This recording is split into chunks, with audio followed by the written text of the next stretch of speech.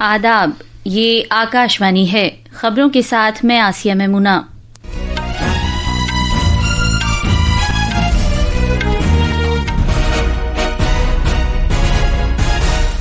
जनाब सीपी राधाकृष्णन ने राष्ट्रपति भवन में मुनाकिदा एक तकरीब में भारत के 15वें नायब सदर के ओहदे का हलफ लिया।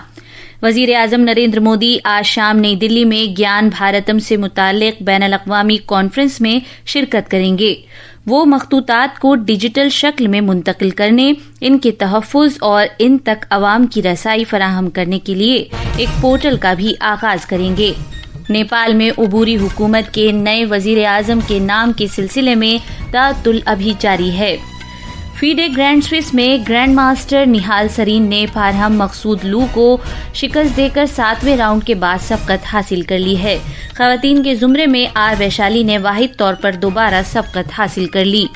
और क्रिकेट में कल रात दुबई में एशिया कप में ग्रुप बी के एक मैच में बांग्लादेश ने हांगकांग को 7 विकेट से हरा दिया। अब खबरें तफसील से। सदर जमहूरिया द्रौपदी मुर्मू ने आज राष्ट्रपति भवन में मुनाकिदा हलफ बर्दारी की तकरीब में सीपी राधाकृष्णन को नायब सदर जमहूरिया के ओहदे का हलफ दिलाया। I, Chandraviram Ponnusamy Radhakrishnan, do swear in the name of God that I will bear true faith and allegiance to the Constitution of India, as by law established, and that I will faithfully discharge the duty upon which I am about to enter.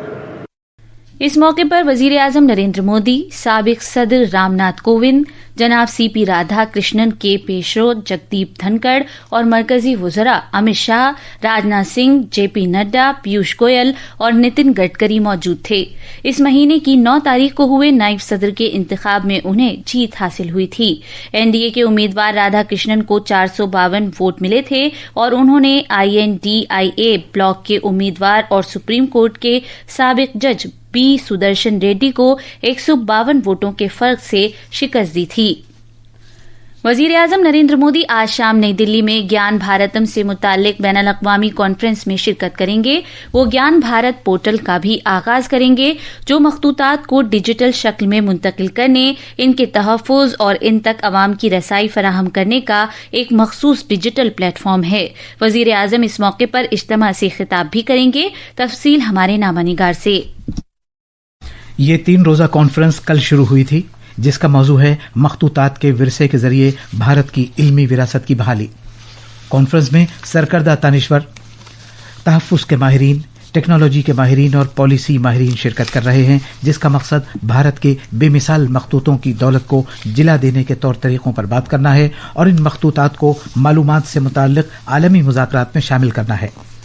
Conference के साथ साथ एक नुमाइश का भी एहतमाम किया गया है, जिसमें नायाब किस्म के मखतूतात और मखतूतों के तहफ़्फ़ुज़, उन्हें डिजिटल शक्ल देने की टेक्नोलॉजीज़, मेटा डेटा मयारात, कानूनी दायरा कार, सकाफती डिप्लोमेसी और कदीम नुस्खों को पढ़ना और समझना जैसे अहम मैदानों में दानिशवराना प्रेजेंटेशन शामिल है।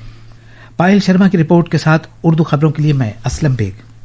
वजीर आजम नरेंद्र मोदी ने इस यौम आज़ादी के मौके पर लाल किले की फसील से दिवाली तक अगले सिलसिले की GST इस्लाहात का ऐलान किया था। उनके इस विजन ने 3 सितंबर को उस वक्त हकीकत की शक्ल इख्तियार कर ली जब GST कौंसिल ने टैक्स शरहों को माकूल बनाने, कई शोबों में टैक्स शरहों में कटौती करने और शहरियों के रहन सहन में सहूलत पैदा करने को अपनी मंजूरी दे दी। आज हम टैक्स फ्री अशिया पर एक नजर डालते हैं। पेश है एक रिपोर्ट।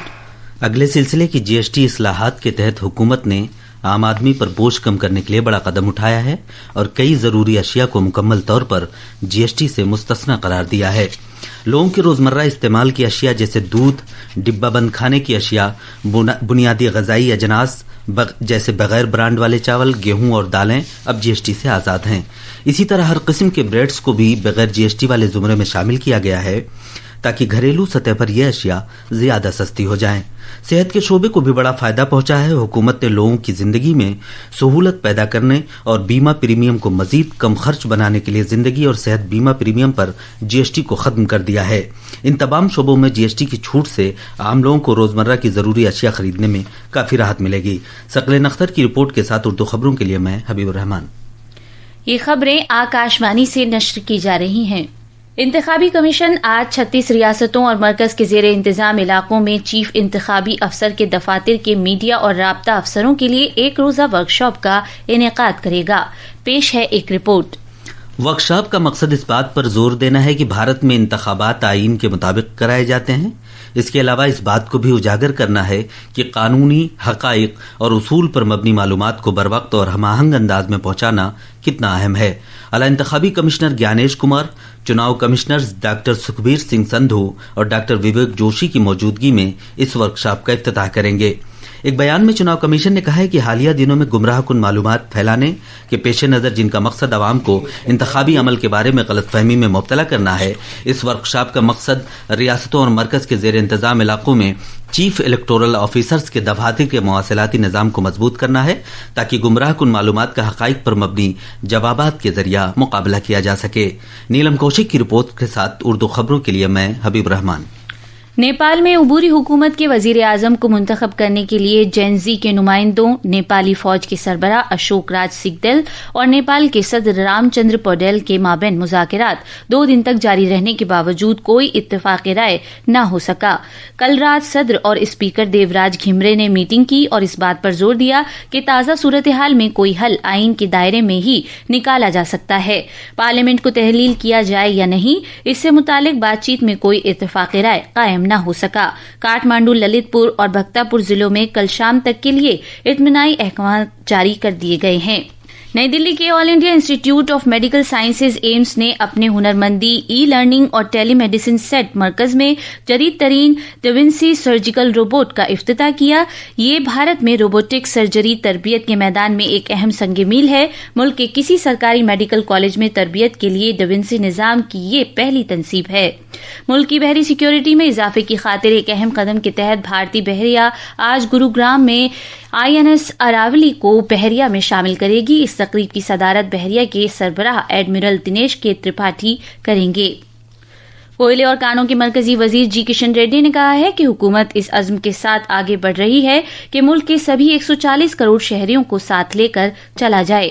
انہوں نے زور دے کر کہا کہ اجتماعی مقصد یہ ہے کہ خود کفیل بھارت کی تعمیر کی جائے اور وزیر اعظم نریندر مودی کی قیادت میں اس سفر میں سب کو شامل کرتے ہوئے ترقی کی کوشش جاری ہے۔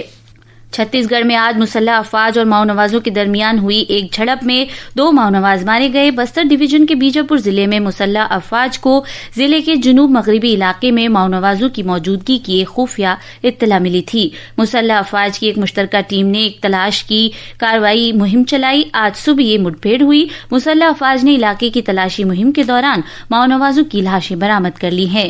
تلاشی مہم اب بھی جاری ہے۔ ٹیکساس کے ڈلاس میں ایک بھارتی شہری چندر ناگملیہ کی اس کے کام کی جگہ پر تشدد کے ایک واقعے میں موت ہو گئی۔ ہاؤسٹن میں بھارتی قونصلیٹ جنرل نے سوشل میڈیا پلیٹ فارم پر اس واقعے کی تصدیق کی ہے اور متاثر کنبے کے تئیں اظہار تعزیت کیا ہے۔ تلکارم کے ویسٹ بینک شہر میں چھاپے ماری کی ایک بڑی کارروائی کے دوران اسرائیلی افواج نے بہت سے فلسطینیوں کو حراست میں لے لیا ہے۔ بھارتی گرینڈ ماسٹر نہال سرین نے ازبیکستان کے شہر سمرقند میں جاری فیڈے گرینڈ سوئس میں ایران کے پارہم مقصودلو کے خلاف شاندار کامیابی حاصل کر کے پہلی پوزیشن میں شراکت حاصل کر لی ہے۔ آخر میں خاص خبریں ایک بار پھر۔ جناب CP رادھا کرشنن نے راشٹرپتی بھون میں منعقدہ ایک تقریب میں بھارت کے 15ویں نائب صدر کے عہدے کا حلف لیا۔ وزیر اعظم نریندر مودی آج شام نئی دلی میں گیان بھارتم سے متعلق بین الاقوامی کانفرنس میں شرکت کریں گے۔ وہ مخطوطات کو ڈیجیٹل شکل میں منتقل کرنے، ان کے تحفظ اور ان تک عوام کی رسائی فراہم کرنے کے لیے ایک پورٹل کا بھی آغاز کریں گے۔ نیپال میں عبوری حکومت کے نئے وزیر اعظم کے نام کے سلسلے میں تعطل ابھی جاری ہے۔ اس کے ساتھ ہی خبروں کا یہ بلیٹن ختم ہوا۔